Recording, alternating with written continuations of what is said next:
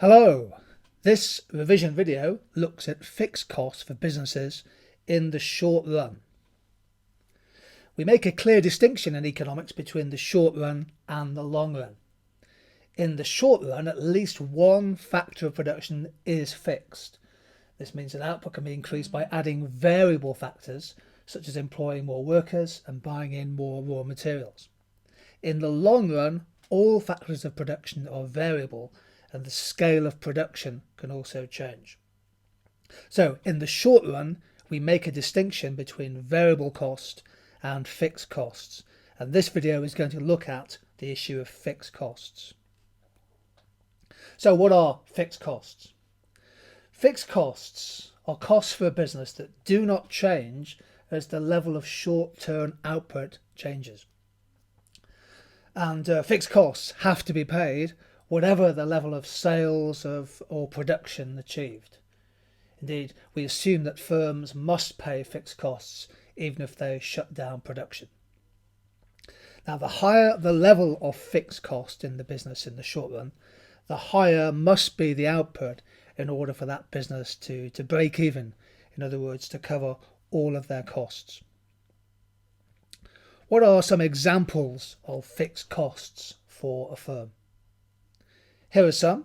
So costs such as the annual consulting fees that a business might be charged, or the cost of insuring their buildings and their property and their equipment.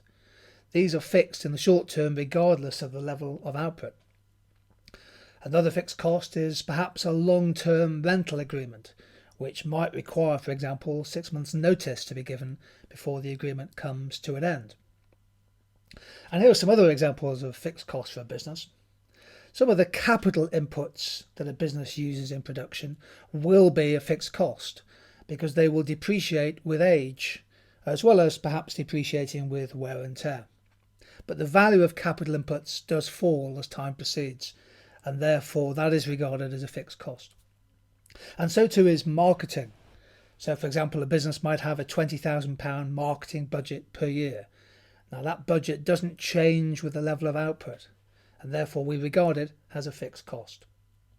And for many bigger businesses in particular in sectors such as pharmaceuticals and defence related industries, the big research and development projects which they establish must also be regarded as a fixed cost. They don't depend, in the short term anyway, on the level of output or production. So these are some examples of fixed costs. Now, how does fixed costs work in terms of working out a numerical example? Let's work our way through a simple example of a fixed cost table.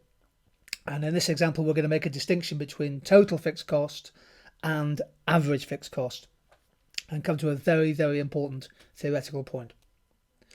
Notice here, for example, that as output changes from 0 to 50 and upwards, the total fixed costs stay the same.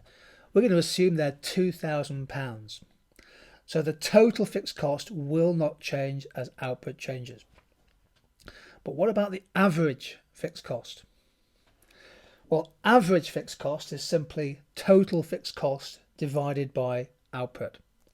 And notice here, for example, when output is 50, the average fixed cost will be 2,000 divided by 50, which is 40. But if we were to double output to 100, well, the total fixed cost stays the same.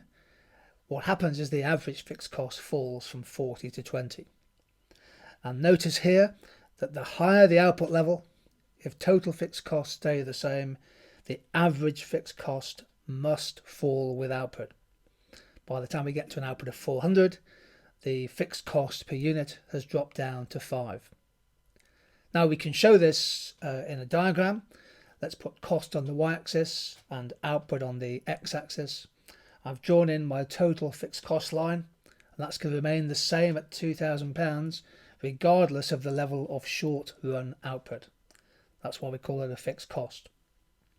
If output was 1 unit, then total fixed cost and average fixed cost would be the same, £2,000. But beyond 1 unit of output, the average fixed cost must fall. It'll never be 0 because we do have some positive total fixed costs, but hopefully you can see here that the greater the level of output in the business in the short run, the overhead costs or the fixed cost per unit must fall. And this is particularly significant for businesses that have a high level of fixed costs, because to bring down their unit cost, they'll need to produce a high level of output. So this has just been a short revision video on fixed costs. Check out the Tutor2You website for some more revision videos.